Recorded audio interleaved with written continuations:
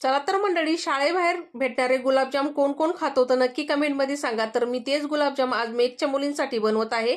तर एक मोठी वाटी मी तांदूळ घेतलेले आहे आणि त्याच्यापेक्षा अर्धी मी उडदाची डाळ घेतलेली आहे. स्वच्छ धुवून घ्यायची आणि 4 तास भिजत ठेवली होती. नंतर मिक्सरच्या भांड्यामध्ये टाकायची, थोडंसं पाणी टाकायचं आणि मस्त अशी पेस्ट तयार करून घ्यायची बारीक.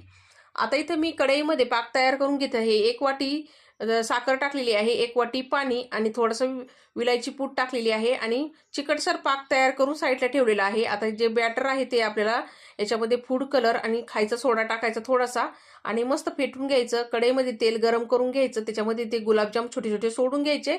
आता हे गुलाबजाम आलटीपलटी करून मस्त फ्राय करून घेतलेले आहेत.